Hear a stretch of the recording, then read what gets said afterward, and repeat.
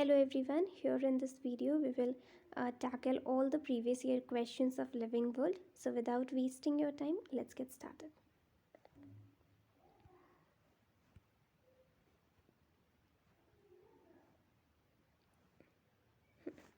So जो first question है the question ये जो है ये नीट 2016 का सवाल है. क्वेश्चन है the label of herbarium sheet does not carry information on. Herbarium sheet पे किस तरह कौन सा इन्फॉर्मेशन नहीं होता है. पहला ऑप्शन है date of collection, name of collector, local names and height of plant. So herbarium sheet जो है, हर्बेरियम को हम लोग प्लांट प्रिजर्वेशन के लिए यूज़ करते हैं, तो उसमें प्लांट का जो है डेट ऑफ कलेक्शन दिया रहता है, नेम ऑफ कलेक्टर भी दिया रहता है, लोकल नेम्स भी गिवन रहता है, हाइट ऑफ प्लांट का जो हाइट है वो हर्बेरियम शीट पे मेंशन नहीं किया रहता. This one is the incorrect statement. और पूछा यही है कि कौन सा चीज़ नहीं होता है, तो हाइट ऑफ प्लांट नहीं होता है. So option number 4 is correct. Next moving on, question number 2 NEET 2016 का क्वेश्चन है. Study the 4 statement given below and select the 2 correct ones out of them. 4 statement दिए हुए हैं, इसमें से 2 करेक्ट स्टेटमेंट को फाइंड आउट करना है. First statement, definition of biological species were given by Ernst Mayr. Biological species का definition Ernst Mayr ने दिया है. This is a true statement. यहाँ पे कन्फ्यूजन क्रिएट हो सकता है, जॉन रे ने क्या किया था तब. जॉन रे ने स्पीशीज़ टर्म को कॉइन किया है एंड स्पीशीज़ टर्म दिया था उन्होंने, एंड उसका डेफिनेशन दिया है अर्नस्ट मेयर ने. This statement is absolutely correct. Next है, photo period does not affect reproduction and plant. This statement is wrong. जो फोटो पीरियड होता है वो सीजनल ब्रीडर्स में, चाहे वो प्लांट हो या एनिमल्स हो, उनके रिप्रोडक्शन को वो अफेक्ट करता है. यहाँ पर लिखा does not affect. Does not affect wrong है, अफेक्ट करता है photo period. So this statement is wrong. Next है, binomial nomenclature was given by R.H. Whittaker. This is also wrong because binomial nomenclature को दिया था कैरोलस लीनियस ने. Next statement है, in unicellular organisms reproduction is synonymous with growth. This is a correct statement. Unicellular organism में growth and reproduction ये synonymous term है. Here we are not very much clear about the uses of the two terms because दोनों का meaning same हो जाता है, that is increase in number of sales.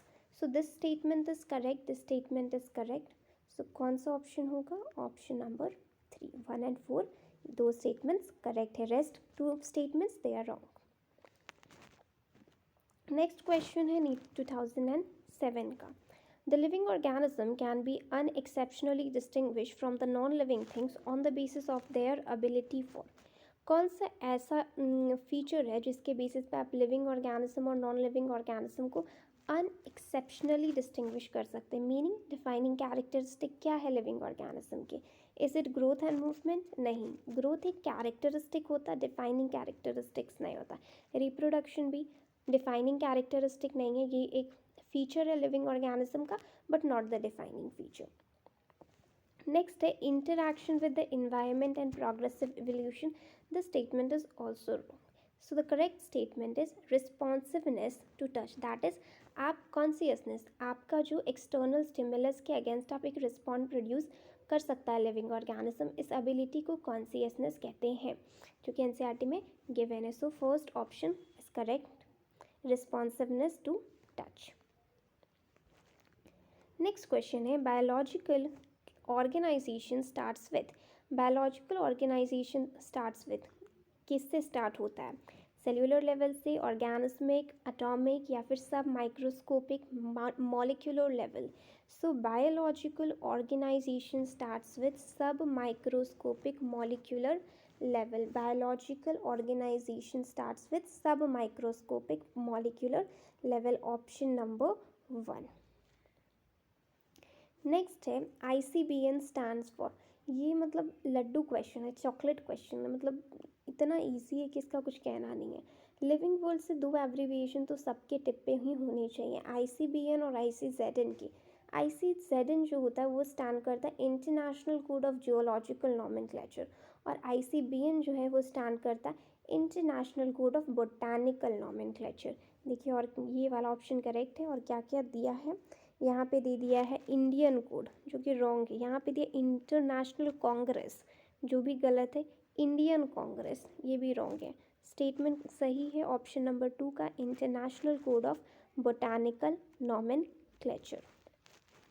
Next question है, evolutionary history of an organism is known as. So organism की evolutionary history को क्या कहते हैं? उसको हम लोग फाइलोजेनी बोलते हैं, कि एंसेस्ट्री बोलते हैं, कि पैलियोंटोलॉजी बोलते हैं, या ऑन्टोजेनी बोलते हैं? सो इवोल्यूशनरी हिस्ट्री को हम लोग फाइलोजेनी बोलते हैं, फाइलोजेनी। और हम लोग स्टडी करते हैं ना, जब आप इवोल्यूशनरी रिलेशनशिप को पढ़ोगे, उसकी स्टडी को हम लोग सिस्टमैटिक्स कहते हैं। So evolutionary history of an organism is known as phylogeny, option number 1. Next question, which one of the following is not a correct statement? कौन सा स्टेटमेंट इनकरेक्ट है? नीट 2013 का क्वेश्चन है। Herbarium houses dried, preserved and pressed and preserve plant specimen, ये तो एक correct statement है कि हाँ, हर्बेरियम में हम लोग प्लांट को स्टोर करते, पहले उसको dry, press and then preserve करते हैं शीट पे। This is a correct statement, ये तो सही है। दूसरा है, botanical garden have collection of living plant for reference. Botanical garden में लिविंग प्लांट्स को हम लोग रखते हैं रेफरेंस के लिए, ये भी एक सही स्टेटमेंट है। A museum has collection of photograph of plants and animal, ये रॉन्ग है। क्यों रॉन्ग है? क्योंकि म्यूज़ियम में हम लोग प्लांट्स और एनिमल को प्रिजर्व करते हैं जार में, कंटेनर्स में, जिसमें प्रिजर्वेटिव सॉल्यूशन होते हैं। म्यूज़ियम में हम लोग प्लांट और एनिमल की फ़ोटोग्राफ को प्रिजर्व नहीं करते। दिस स्टेटमेंट इज़ रॉन्ग, और रॉन्ग स्टेटमेंट पूछा तो थर्ड नंबर रॉन्ग है, तो ऑप्शन नंबर 3 इसका आंसर है। नेक्स्ट क्वेश्चन 9 नीट 2007 का है। Two plants can be conclusively said to belong to same species. दो प्लांट सेम स्पीशीज के कब होंगे? If they can reproduce freely with each other and form viable seed. Second, have more than 90% similar genes, look similar and possess identical secondary metabolites. और fourth, have same number of chromosome. तो इसका answer है option number 1। दो plant को हम तभी बोल सकते हैं कि वो एक स्पीशीज से, जब वो फ्रीली रिप्रोड्यूस करे और वाइएबल सीड को प्रोड्यूस करे। This statement is correct, rest all the statements are wrong. Next question, which one of the following is common to multicellular fungi, filamentous, algae and protonema stage of mosses? Is it diplontic life cycle or members of kingdom Plantae, mode of nutrition or multiplication by fragmentation? So इसका देखिए direct answer तो living world chapter के second page पे दिया हुआ है, reproduction topic के अंदर, कि जो मल्टी सेल्यूलर फंजाई होते हैं, फिलामेंटस एल्गे होते हैं, एंड मॉसेस के प्रोटोनेमा स्टेज में तीनों की तीनों मल्टीप्लाई करते हैं बाय फ्रेगमेंटेशन। तो ये ऑप्शन करेक्ट है। बट इन केस एग्ज़ाम में आपको याद नहीं आ रहा, ये लाइन ही आप भूल गए हो, तभी भी हम लोग एलिमिनेशन मेथड से इस क्वेश्चन को सॉल्व कर सकते हैं। देखिए, diplontic life cycle, multicellular fungi, filamentous, algae और प्रोटोनेमा स्टेज। एल्गे में हैप्लॉन्टिक लाइफ होता है और फंजाई में भी, तो ये वाला स्टेटमेंट तो रॉन्ग हो गया। फिर बोला है कि तीनों जो है वो मेंबर्स हैं किंगडम प्लांट के, फंजाई तो खुद एक इंडिविजुअल किंगडम है, तो ये स्टेटमेंट भी रॉन्ग हो गया। मोड ऑफ न्यूट्रिशन भी अलग अलग है। फंजाई हेट्रोट्रॉफिक होता है, बाकी रेस्ट जो दोनों हैं ये ऑटोट्रॉफिक है, ये प्लांट किंगडम में आते हैं। तो ये तीनों स्टेटमेंट इनकरेक्ट हो गए, तो बचा कौन सा? ये वाला स्टेटमेंट, तो ये ऑटोमेटिकली करेक्ट है। बट अगर आपको याद है वो लाइन, तो आप डायरेक्टली विदाउट एलिमिनेशन मेथड इसको डायरेक्ट मार्क करके आएंगे।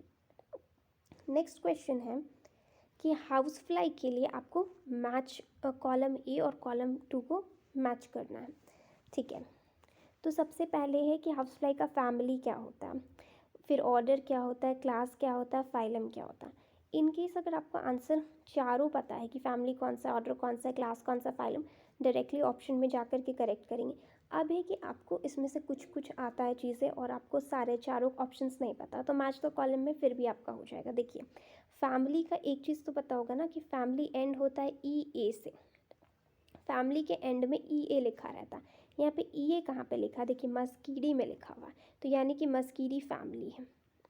सो ए का ऑप्शन A3 के साथ मैच होगा। देखिए, यहाँ पे A4 है, यहाँ A4 है, तो ये दोनों ऑप्शंस तो ऐसे ही इनकरेक्ट हो गए। अब ये दोनों में हम लोग को पता करना कौन सा आंसर होने वाला है, A3, ठीक है। अब फाइलम, सबको पता है आर्थ्रोपोडा एक फाइलम है, आर्थ्रोपोडा फाइलम है, तो डी का ऑप्शन 2 हो जाएगा। कहाँ पे दिया है A3D2, ऑप्शन नंबर 1 में दिया है। सो ये था आपका एलिमिनेशन मेथड से सॉल्व करने का तरीका। इनकेस अब है कि आपको पता है तो पता है तो डायरेक्ट कीजिए। फैमिली कौन सी है, मस्कीडी है। कौन सा ऑर्डर होता है, तो ऑर्डर आपका डिप्टेरा है। क्लास कौन सा है, इंसेक्टा क्लास है। फाइलम कौन सा है, आर्थ्रोपोडा है। ये सब मैच हो रहा है ऑप्शन ए के साथ, ऑप्शन ए करेक्ट है। 2 भी आ रहा है तभी भी कर सकते हैं एलिमिनेशन मेथड के through. Moving on, next question, ये AIPMT 2011 का सवाल है। Which one of the following animals is correctly matched with its particular named taxonomic category? कौन सा जो एनिमल है उसका टैक्सोनॉमिक कैटेगरी भी राइट है। Cuttle fish, Mollusca class. First of all अगर आपको कटल फिश नहीं भी पता, आपको ये तो पता ना मलस्का फाइलम होता है, क्लास नहीं होता, ये ऑप्शन इनकरेक्ट है। Humans primate family, Primata order है, फैमिली नहीं है, ये स्टेटमेंट भी रॉन्ग है। हाउस फ्लाई मस्का एन ऑर्डर, मस्का हाउस फ्लाई का नाम होता है मस्का डोमेस्टिका, तो मस्का तो जीनस हुआ ना, ऑर्डर कहाँ से हो जाएगा, ये भी रॉन्ग है। टाइगर टाइगरिस स्पीशीज, जी हाँ ये स्टेटमेंट करेक्ट है। टाइगर का नाम होता है पैंथेरा टाइगरस, तो टाइगरस यहाँ पे स्पीशीज़ को डिनोट करता है। द स्टेटमेंट इज 110% करेक्ट। Next question, select the correctly written scientific name of the mango which was first describe by Carolus Linnaeus. Carolus Linnaeus ने डिस्क्राइब किया था मैंगो, आप उसका साइंटिफिक नेमिंग बताएं। साइंटिफिक नेम लिखने का आपको वो याद होना चाहिए। रूल्स क्या हैं, पहला कि जीनस और जीनस का फर्स्ट लेटर कैपिटल होना चाहिए, स्पीशीज़ का फर्स्ट लेटर स्मॉल होना चाहिए, और आपके जो साइंटिस्ट है उसका नाम एंड में रहेगा एब्रिविएटेड फॉर्म में। तो सबसे पहले फर्स्ट ऑप्शन देखते हैं, मैंजिफेरा इंडिका में आई स्मॉल होना चाहिए, है यहाँ पे कैपिटल, रॉन्ग हो गया। उसके बाद है मैंजिफेरा इंडिका CAR.LINN, कैरोलस लीनियस का जो नाम है 2 बार ही लिख दिया है एब्रिवेटेड फॉर्म में, ये भी रॉन्ग स्टेटमेंट है। फिर है तीसरा स्टेटमेंट एंड चौथा स्टेटमेंट, मैंजिफेरा इंडिका भी राइट है, ये भी राइट है। अगर नहीं दिया रहता कि किसने डिस्क्राइब किया और तब मैंगो का नाम पूछते तब तो ये वाला लिख देते, बट यहाँ पे बताया गया है कि कैरोलस लीनियस ने उसको डिस्क्राइब किया, तो हम लोग एब्रिविएटेड फॉर्म में साइंटिस्ट का नाम भी लिखेंगे, तो option number 3 is correct.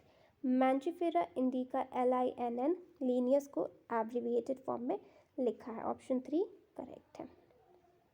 Next और लास्ट क्वेश्चन इस वीडियो का, the contrasting characters generally in a pair used for identification in animals in taxonomic key are referred is. अब बोल देखिए, की में ना जो कॉन्ट्रास्टिंग पेयर होता है उसको कपलेट कहते हैं और हर एक स्टेटमेंट को लीड कहते हैं।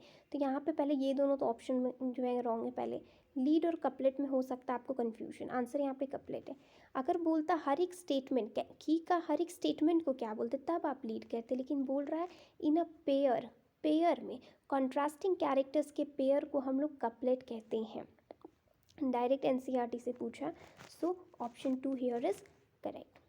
सो इस वीडियो में इतना ही। अगर आपको वीडियो पसंद आया तो प्लीज़ लाइक कीजिए और चैनल को सब्सक्राइब कीजिए। Thank you so much.